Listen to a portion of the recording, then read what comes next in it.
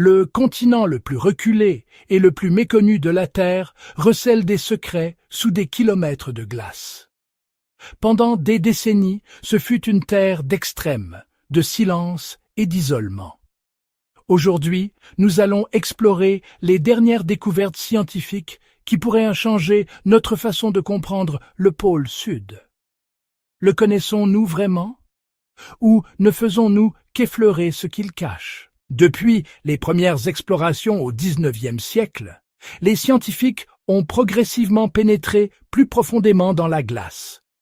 Mais les outils modernes, satellites, radars, forages, ouvrent désormais une nouvelle ère. Pour comprendre ce qui nous attend, il faut revenir sur les découvertes classiques. Le lac Vostok, les premiers lacs subglaciaires détectés par radar dans les années 70 et 80, l'échantillonnage indirect et les modèles de masse de glace. Ces découvertes furent notre premier pas vers l'inconnu. Nous sommes maintenant face à une révolution des données. Récemment, une équipe utilisant les données Cryosat-2 de l'espace a découvert 85 nouveaux lacs actifs sous la glace antarctique, portant le total à 231 lacs connus à ce jour. Live Science, Pulse2, FIS.org+2. Mais ce ne sont pas des étendues d'eau statiques. Ils se remplissent et se vident par cycle, ce qui peut rendre la base des calottes glaciaires glissantes et accélérer l'écoulement des glaciers vers la mer.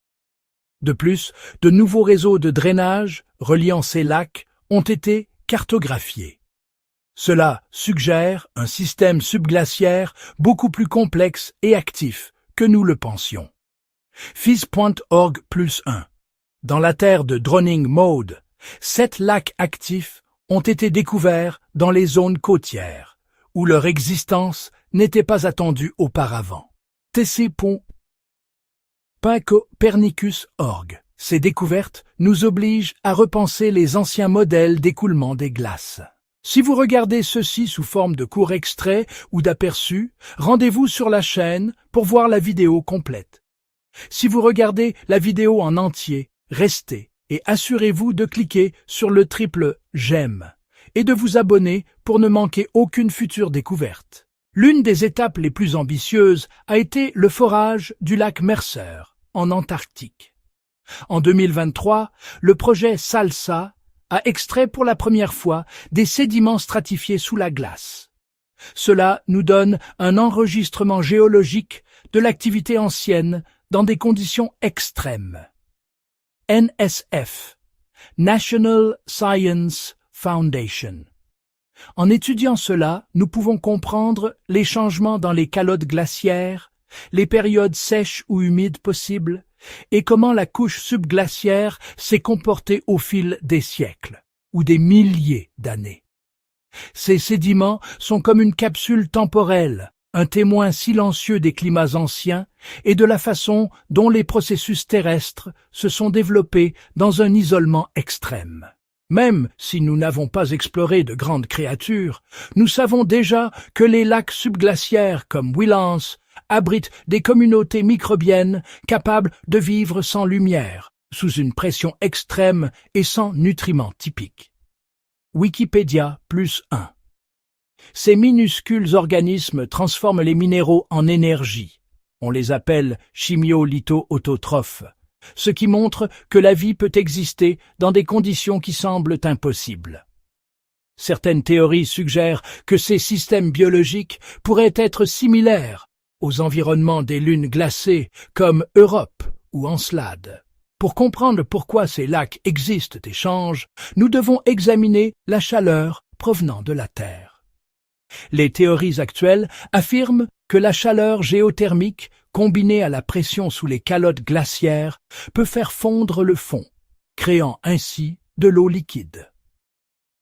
La recherche théorique montre que de nombreux lacs pourraient avoir une convection verticale turbulente, ce qui contribue à mélanger les nutriments pour la vie microbienne.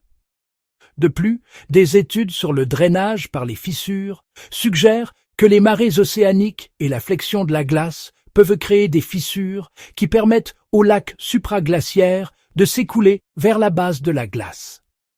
Ensemble, ces théories brossent un tableau actif de l'interaction entre la chaleur, la pression, l'eau et la structure de la glace. La façon dont ces lacs agissent a des effets directs sur la stabilité des calottes glaciaires antarctiques.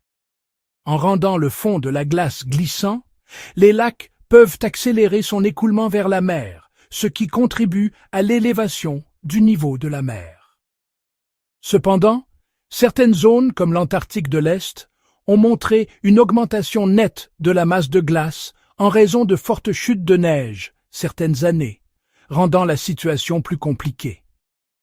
Les modèles climatiques actuels n'incluent souvent pas entièrement ce qui se passe avec l'eau sous la glace, ce qui conduit à des erreurs dans les prévisions climatiques et du niveau de la mer. Des études récentes ont trouvé des traces d'anciens paysages enfouis sous la glace dans la terre de Wilkes.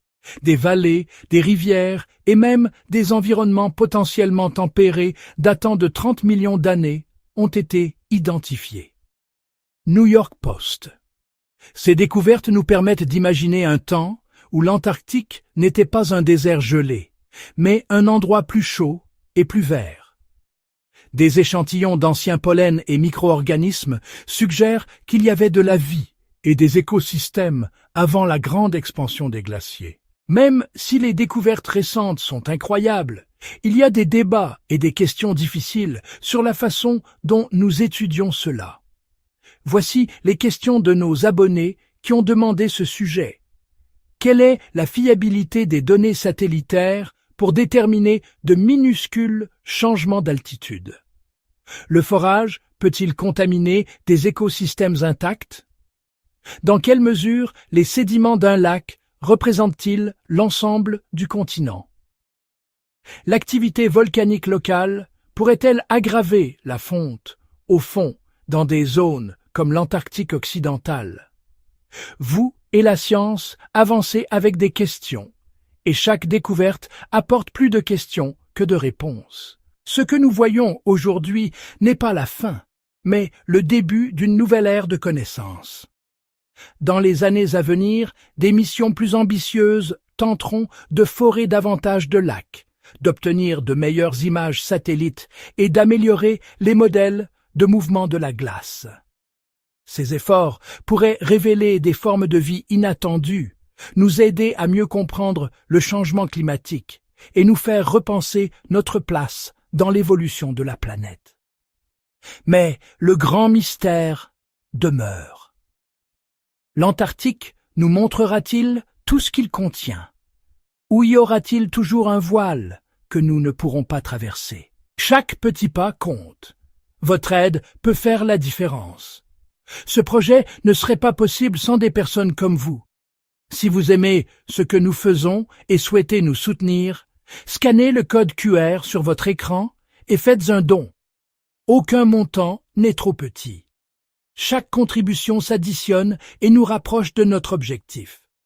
Apprécier, apprendre et partager ce qui enrichit l'esprit humain. Merci de faire partie de ce projet. Je vous ferai un gros câlin bientôt. L'Antarctique, le mystère scientifique enfin révélé, ou pas, jusqu'à la prochaine exploration. Sadov.